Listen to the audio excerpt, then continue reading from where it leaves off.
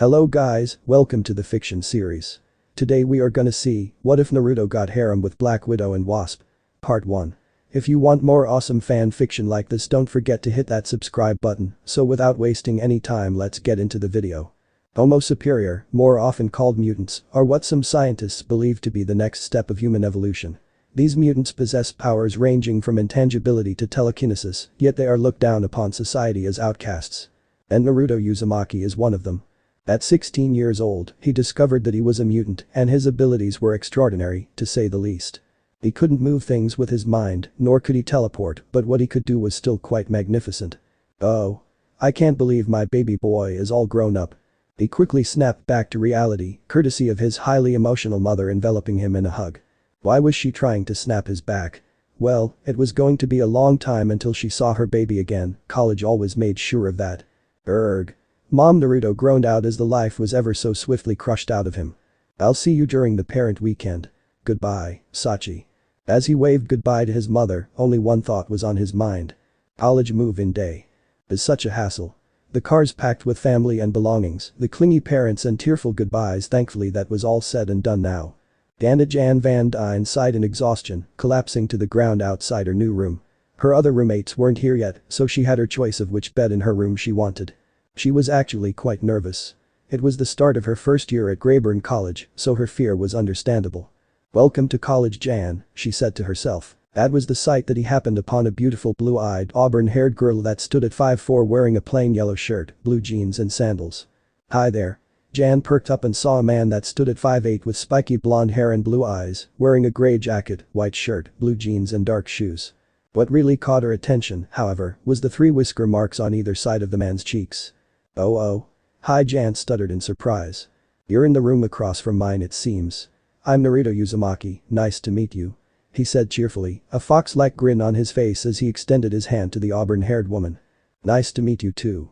I'm Janet Van Dyne, but most people just call me Jan. Jan replied, shaking Naruto's hand as a smile formed on her face. Maybe college wouldn't be as bad as she thought it would be. Boom! Jan broke from memory lane when the sound of an explosion reached her ears. It's been nearly 2 years since she met Naruto, and she would admit that he is now a close friend of hers, but there were just some secrets that had to be kept hidden. During her sophomore year, she came under the tutelage of Dr. Hank Pym, a scientist who had worked with an organization called the Strategic Homeland Intervention, Enforcement and Logistics Division, or SHIELD for short.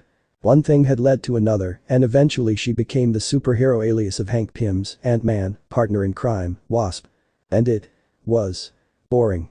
She could be stopping supervillains, catching crooks and just fighting crime in general, but Hank would rather spend time furthering his research than cleaning up the streets. The few stories she had heard from SHIELD members about their adventures made her envy them. What good were these new powers if she couldn't put them to good use? That was when her prayers were answered. A salvation to her increasingly frustrating boredom. There was an attack down at the docks. SHIELD was 15 minutes from the site, but she could get there in 5.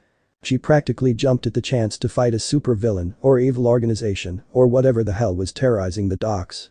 This was her big chance, she wouldn't mess it up. Please let us go, a frightened fisherman begged, cowering on the ground like the others who couldn't escape in time as this new villain loomed over them.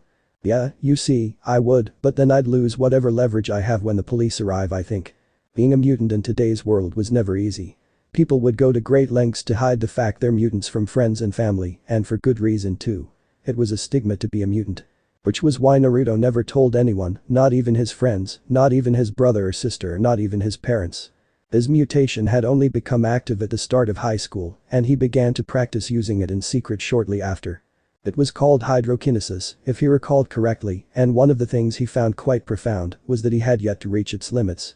He could control water in all of its forms, but to what extent? In fact, this situation he was in right now would be the first true test of his powers. He decided to cover his whisker marks with skin tone makeup just in case, and flexing his powers was going swell. Though he could do without the crying and whimpering and begging, and for the love of everything, why wouldn't these people shut up? Ugh. Look, if you can all shut up for about 5 minutes, I'll let you go, okay? Is that fair? Naruto suggested angrily, lounging on a platform of water that he willed. Sand. Hold it right there. God damn it. The battle between good and evil was about to commence, at least in Jan's mind, as she grew back to her normal height yards away from the mysterious villain. In fact, taking a closer look at him, he seemed kinda familiar. Spiky blonde hair covered by a dark blue hood which was attached to a similarly colored trench coat, dark blue goggles to cover his eyes, and a black shirt, pants, and shoes to complete his attire. Slap some whisker marks on this guy, and he looked like Naruto. Naruto was thinking something similar as well. This heroine's costume made him think of a bee or wasp. A black and yellow dress with a yellow antennae-like headpiece and black and yellow gloves, as well as black leggings with yellow boots. And on top of that, she looked very, very similar to another auburn-haired woman he knew. Dude, it was a really large city, so he couldn't rule out the possibility of a doppelganger existing. That, or maybe he just refused to believe it was her. Who are you?" Naruto asked dumbly, mentally commanding the water he was laying on to bring him down to the wooden docks. "My name is Wasp. Unhand those civilians, you fiend." Wasp exclaimed, pointing dramatically at Naruto as she spoke. Naruto blinked comically, though it was hidden by his goggles, and lightly scratched his face near his mouth so as to not rub off his makeup. "Hey? You want him, take him," Naruto said dismissively. "They've been nothing but annoyances to me." The very moment those words escaped his lips, the civilians who were once cowering on the ground sprung up and sprinted away. "Now then. Let us wait," yelled when Naruto tried to attack her with a tendril of water. What wait?" Naruto questioned. "You haven't, you know." No, I don't know. It's kinda like, I don't know, a common courtesy to tell me what your supervillain name is." "Wait, just because you told me your superhero name, I have to tell you my supervillain name? I guess I don't know. I haven't done this enough, but the bad guys always seem to yell out their name or organization or something like that." "Why? What? I'm asking why. You didn't come up with a villain name, did you?" asked rhetorically, causing Naruto to sigh. "No, I didn't," Naruto replied, sitting on a chair of water as he stroked his chin and thought. "Well? Just give me a minute. I'll come up with one." "Ugh, this is taking too long, let's just fight." No, I feel it's best if I come up with a supervillain name beforehand, rather than have it be decided by someone else, now that I think about it." "Well, how about Water Guy?" suggested. "Do you really want to fight a guy called that?" Naruto retorted sarcastically. "Hydro Dude? Nope. Torrent? Doesn't really resonate with me. Aquaman? I think that name's been taken already." Wait. I think I've got it," Naruto suddenly exclaimed, holding his hands up dramatically. "Vortex. Whatever. Let's fight already," said. "Foolish hero. Now you will face the mighty wrath of Vortex," Naruto yelled, striking an odd pose as water surged up around him. "Yes. Finally," exclaimed. Just as Shield arrived upon the scene. "Oh, Naruto said hesitantly as he saw the Shield operatives running towards them. "Well. Would you look at the time, it's get the heck outta here o'clock." "Wait, what?" yelled, both confused and angry. "Yeah, I don't want to be arrested anytime soon, sayonara," Naruto chirped, giving a mock salute before jumping into the water, merging with the waves and swiftly escaping. "Hey. Get back here." And thus was the beginning of the cat and mouse chase between a wasp and a whirlpool. Naruto cheered as he dashed out of his last class for the day, a previous philosophy test he took gripped in his hands. It made spotting him amongst the crowds of students quite easy for Jan. "Hey there, Naruto," called out as soon as she was close enough for him to hear. "Oh hey Jan. What's up?" he asked, his smile just a bit wider at seeing her. "Just wondering what's got you so chipper," she replied, causing his smile to turn into a grin. "This." Naruto showed her the test, one of the hardest tests to date in his own opinion, and written in red on the front was the number 86. "I did better than I thought I would." "Heh. Now this," pointed at the paper. "Calls for a celebration, if I do say so myself. Ichiraku Ramen. On. Me. Hell yes." They began to race towards the campus gates, intent on eating at a local restaurant that they both frequented. And while they ran along, both Naruto and Jan shared a stray thought. He must never find out, she must never find out. The water circulated in water cycle takes 3 different forms: solid, liquid and gaseous. Naruto read aloud, quoting the website on his phone in his left hand and a sphere of water in his right hand. "The solid form of water, ice, is found at the poles of the earth, the snow-covered mountains and the glaciers." He glanced at the ball of water, squinting at it, as if his stare alone would turn it to ice. If he could control water, why not its other forms and then some? He had a really large pool of possible skills to work with. He could try to turn his own body into water, he could try to control the water in other people's bodies. He could pull out all the water in a person's body and leave them a dry husk. Maybe he should just stick to the basics for now. "How the fuck do I get this thing to turn into ice?" Naruto mentally exclaimed. He was not expecting the ball of water to immediately turn into ice, however. "Oh shit," was the cry that Jan heard coming from Naruto's dorm room from the blonde himself. So naturally, she was curious to figure out what caused him to curse so loud. "Knock knock Naruto. Are you alright?" Shit. He did not need Jan finding out about his powers. "Water. Water. Water." He mentally chanted, causing the ball of ice to melt and drop to the ground. Fuck it, he'd clean it up later. "Ah, hey Jan," Naruto said casually, opening the door to the auburn-haired woman. Is everything alright in there?" she asked, peeking her head over his shoulder, trying to find the source of his spout of curses. "It's nothing, I just spilt a lot of water," he replied. Jan would have delved deeper into the matter, but then her phone rang. Me 3 o'clock at Chapel Hall 04 for peace study. It was a reminder she set for herself, and peace study was code for training with a Wasp suit. Don't get her wrong, she was pretty good with the suit. But there were a few things that she wasn't exactly great at, but that's what training was for. "Ugh. I've got a study I have to go to," she groaned, faking disappointment in front of the blonde. "See you later." "Aye." Naruto chirped, releasing a deep sigh once he closed the door. He held his hand up lazily, commanding the water that covered his floor to collect into its original sphere. Once that was said and done, he reached down for his phone and continued to read where he left off on. "Liquid form is present in the rivers, lakes, seas and oceans. The gaseous form of water vapor is present all around us," he mumbled, pausing at that last sentence he read. "Water's gaseous state, how would that work?" The ball of water suddenly exploded into mist in his hands, almost like a flashbang going off with enough force to send him flying into the nearest wall. Okay, now was a good time to do a pros-cons list. Pros. He's discovered a new technique to add to his arsenal, something that could stun enemies and allow him to escape. Cons. He has no clue how long everything will remain a white blur, nor will his ears stop ringing fuck. One thought that did come to mind, however. Science is a bitch. Science is gonna be my bitch. Jan thought, racing towards the building which she would be training in. She was so caught up in her thoughts that she didn't register that she was on a collision course with someone until it was too late. "Oof." Both exclaimed, papers flying as the duo fell to the ground. "Ooh, sorry about that." Jan apologized, helping the man she knocked down pick up his papers. "It's no big deal, really." The man responded in a thick Asian accent, collecting the last of his papers before standing up. "I'm sorry, but I am running late as it is." He hurried along, breaking out into a full sprint, determined to get to his thesis presentation as soon as possible. He would wow the judges. Or his name was not Chen Lu. Whoops. He almost forgot one page he dropped, the title page to his thesis. Radioactive Man. At first glance, Chen Lu was not much to look at. He was skinny, standing at 5'6" with short black hair and black eyes. Chen wore a red shirt, blue jeans and black sneakers, and on top of all this, he donned a white lab coat and circular glasses. Luckily his pit sweat stains didn't bleed through to his lab coat yet. He was really nervous about presenting his thesis. And with good reason too. The scientists judging him were merciless. He's seen his friends go in confident and come out crying. And now, it was his turn. "Ah, hello, ladies and gentlemen," Chen stuttered, gripping a projector remote tightly in his hand while the screen flared to life. "You're late, Mr. Lu." The spokesman for the judges stated. "Allow me to introduce your examining committee." First he motioned to the scientists as he spoke. Physics Professor Anna Marconi. Nayu Professor of Robotics and Physics, Dr. Ho Yinsen. Nobel Prize winner Dr. Lyle Getz. And lastly, atomic scientist Elias Starr.